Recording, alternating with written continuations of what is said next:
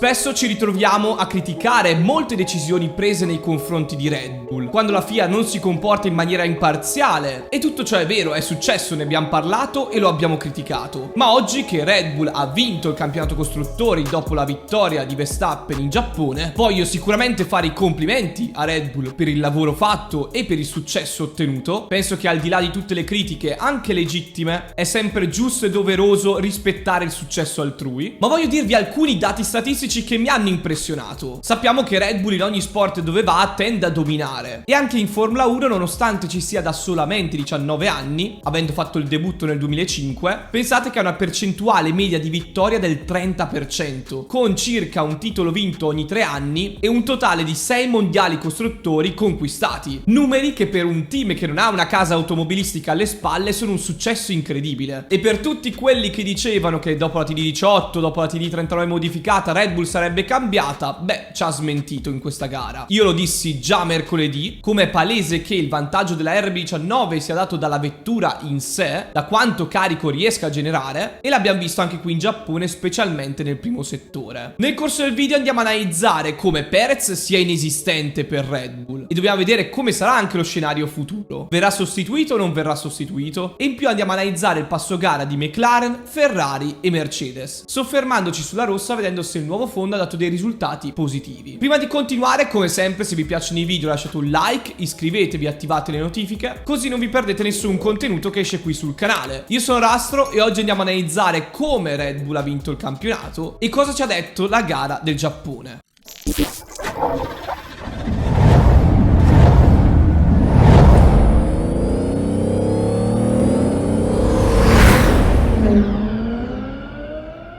Ok, abbiamo fatto i complimenti a Red Bull perché ha vinto il campionato costruttori, ma è evidente a tutti che l'ha fatto con un solo pilota. Infatti attualmente solo Verstappen riesce a portare al limite questa RB19 e dimostrare che Red Bull è la prima forza dominante. Dall'altra parte del box abbiamo un Perez che in questo momento non si sta meritando quel sedile, e sappiamo che quando il Red Bull non sta alle performance del team e non porti a casa risultati soddisfacenti, in poco tempo può essere lasciato a casa. Ci hanno insegnato diversi casi, quello di De Vries più recente in Alfa Tauri, ma anche quello di Albon, Gasly, Kvyat, per citarne alcuni. E anche adesso Perez è sotto l'onda mediatica perché potrebbe essere sostituito da Lawson. Dopo la gara deludente del Giappone, che segue il trend delle ultime gare passate, e con addirittura un doppio ritiro, una al 15° giro e una al 43° per scontare la penalità in pista. Insomma, Perez oggi ne ha combinate di ogni, tra cui anche l'entrata super aggressiva su Magnussen, ingiustificabile in quel momento della gara. E Perez attualmente non è da Red Bull, ma non è detto che quest'altro pilota che lo andrà a sostituire potrà fare meglio. È una speranza che hanno in Milton Keynes, ma non è una certezza. Abbiamo visto in passato come chi arriva in Red Bull viene demolito a livello psicologico da Verstappen, e questo è un fattore da non sottovalutare perché poi incide anche sulle prestazioni del secondo pilota. Detto questo, abbiamo visto una Red Bull dominare qui in Giappone con Max, addirittura ha fatto il giro veloce in 1:31,5, un secondo più veloce rispetto al giro veloce di Norris secondo, un distacco a fine gara dagli altri di 19,4 secondi. Siamo tornati alla Red Bull pre-Singapore, come dovevamo aspettarci. I valori in campo che abbiamo visto poi in gara sono stati una McLaren seconda forza, una Ferrari terza e una Mercedes quarta, con poi Aston Martin. Come ha fatto McLaren a essere superiore a Ferrari in questa gara? Prima di continuare, se vi piacciono i video sul canale lasciate un like, iscrivetevi, attivate le notifiche, così non vi perdete nessun contenuto che pubblico. A voi non costa nulla, ma per me che faccio i video fa una grandissima differenza. Vi ringrazio e ora torniamo a noi. Io pensavo che i miglioramenti di Ferrari che abbiamo visto anche a Singapore e che avevamo confermato anche a Fiorano nei test potevano avere un riscontro anche in pista anche qui a Suzuka. Però è vero che il Giappone è una pista da alto carico. Nel primo settore ci sono tante curve d'appoggio ad ampio raggio con tanti cambi di direzione, che sono un fattore chiave, un punto di forza di McLaren, che avevamo già ritrovato a Silverstone. L'abbiamo detto anche nel pre-GP che questa pista è molto simile a quella inglese, e così si è dimostrato anche nei risultati. Un altro limite di questa gara è stato sicuramente la gestione delle gomme, ma un altro punto che ha inciso sicuramente, oltre alle migliori performance di McLaren rispetto a Ferrari, è stata anche la strategia. Ovviamente tutti i team hanno optato per 2 soste, a parte Russell che ha azzardato una singola sosta e McLaren ha azzardato media hard hard, mentre Ferrari ha fatto media media hard, e questa sulla carta sembrava la migliore vedendo il tanto degrado che c'era in pista e la poca differenza di performance tra media e hard. Ovviamente ci sono diversi fattori che hanno inciso su questo risultato di McLaren, che si è dimostrata superiore a Ferrari. Penso che comunque la rossa non si sia comportata male in pista, ma il nuovo fondo non ha dato così tanti miglioramenti. Mi aspettavo un salto di qualità maggiore, soprattutto sul carico nel primo settore, e invece così non si è dimostrato. Ha dovuto Ferrari gestire le gomme più degli altri team, proprio perché di base questa SF23 è più scarica delle altre vetture. McLaren abbiamo visto che però ha fatto un salto di qualità con gli aggiornamenti, avendo meno drag sul rettilineo e una velocità di punta simile a quella di Ferrari. Red Bull rimane comunque la migliore ancora su questo punto, però è importante questo dato da analizzare perché vuol dire che gli aggiornamenti di McLaren daranno del filo da torcere anche per le prossime gare, sia a Ferrari che Mercedes. Norris aveva più passo di Piastri in questa gara e McLaren da questo punto di vista ha gestito molto bene anche i piloti, al di là che Piastri si è fermato sotto virtual, Norris invece dopo. Comunque dopo lo swap di posizione è avvenuto senza problemi, mentre ciò non si può dire per Mercedes, che ha avuto un po' di problemi nella gestione dei piloti, nonostante fossero su due strategie diverse, e hanno perso un po' di tempo, hanno rischiato che addirittura Hamilton perdesse la posizione su Sainz a fine gara. Ciò non è successo, ma hanno rischiato. Mercedes ha sofferto un po' nel secondo stint con la media di Hamilton, Leclerc ha ritrovato le performance ed è stato migliore di Sainz a sto giro. Questo va a smentire tutti quelli che dicevano Leclerc sopravvalutato, ora bisogna puntare solo su Sainz. La verità sta sempre nel mezzo. Anche in questo caso Leclerc sta affrontando un periodo difficile, non si trova benissimo con la macchina, ma ovviamente è il talento che tutti conosciamo, non dobbiamo scordarcelo. In questa gara ha fatto anche un bellissimo sorpasso su Russell all'esterno in curva 1, che è stato fondamentale in quel momento della gara per dimostrare che Ferrari a sto giro era superiore di Mercedes e portare a casa punti importanti per il campionato e cercare di raggiungere il secondo posto nei costruttori, che è l'obiettivo della rossa per questa stagione. Detto questo, c'è stata una netta differenza tra McLaren e Ferrari sul passo gara e la gestione delle gomme. Ripeto, ci si poteva aspettare questa cosa. È vero, in una pista di carico vedere una Ferrari terza forza non è così male, e se andiamo a vedere anche il passo gara, Ferrari ha avuto un passo gara un pochino più alto negli ultimi giri di ogni stint, dovendo quindi accorciare i primi stint per poi fare l'undercut che ha pagato a fine gara, mentre McLaren non ha avuto questo comportamento. Sicuramente la direzione di sviluppo di Ferrari è giusta e stanno comprendendo un sacco di informazioni che prima non avevano sulla SF23 per migliorare e capire anche come sviluppare la macchina 2024. Però speravo che almeno Ferrari potesse provare a lottare per il podio con McLaren, cosa che Vasseur aveva detto era l'obiettivo per questo weekend, e invece non ha neanche avuto la possibilità di lottare per quel podio perché McLaren effettivamente era superiore sia sul ritmo gara che con la gestione delle gomme. Concludo questo video però soffermandomi su un aspetto importante, perché ho visto questa settimana tante persone dare per assodato che la TD18 e la modifica della TD39 avrebbero colpito Red Bull. Io lascio parlare per conto mio il video di mercoledì, se non l'avete ancora visto andate a vederlo, dove dico che secondo me Red Bull avrebbe comunque continuato a dominare nel resto della stagione nonostante queste due direttive, e così la gara del Giappone ha smentito la gara di Singapore, questo è un dato di fatto, e dove ho anche detto ma sì, mi piacerebbe che queste due direttive andassero un po' a modificare le carte in tavola e magari creare un po' di scompiglio tra i team, ma la realtà è che non succederà, e così non è successo. E come sapete io sul mio canale tendo sempre a dare delle opinioni su quello che succede. Nessuno può essere certo e andare a verificare sul campo che la Red Bull abbia una macchina illegale o qualcosa del genere, solo la FIA può verificarlo, ma noi spettatori non abbiamo queste certezze e non credete a chi ve le dà, credete a chi fa dei ragionamenti sensati con la logica, mettendo delle basi solide e prova ad arrivare a delle conclusioni che però sono secondo il suo pensiero. Dire che c'è stato qualche trucchetto sulla RB19, che dopo la gara di Singapore sarebbero andati a intervenire sulla macchina del 2024, ma poi secondo voi un team che domina una stagione e perde una sola gara perché il layout non è buono va a modificare una macchina per l'anno dopo e stravolgerla? Non ha assolutamente senso. Sicuramente Red Bull è uno dei team più estremi nello sviluppo. Per esempio, se andiamo a vedere gli onboard, Red Bull è uno dei team, come anche McLaren e Mercedes, che ha dei componenti in carbonio che flettevano e per questo hanno emesso la TD18. Ma questa cosa è andata a influire in maniera minima sulle prestazioni, e questo è un dato di fatto che ci ha mostrato anche questa gara. Bisogna riconoscere quando la FIA non interviene su Red Bull e non la penalizza, e lì sbaglia, come ha ammesso anche giovedì la stessa federazione, e quindi sì, a Singapore andava penalizzato Verstappen per quello che aveva commesso, e lì siamo tutti d'accordo. Ma dobbiamo anche dire quando Red Bull sviluppa una R19 forte, superiore sulle sospensioni con anti-dive marcato, che riesce a generare più carico dal fondo rispetto a tutti e che ha un posteriore solido, beh, questi aspetti vanno sottolineati e bisogna dare merito anche a Adrian Newey. Newey, capo di questo progetto, che è uno degli ingegneri, se non l'ingegnere più bravo in Formula 1 attualmente. Sappiamo che come ogni capo progetto fa la differenza e in questo caso la sta facendo in questi anni di dominio di Red Bull.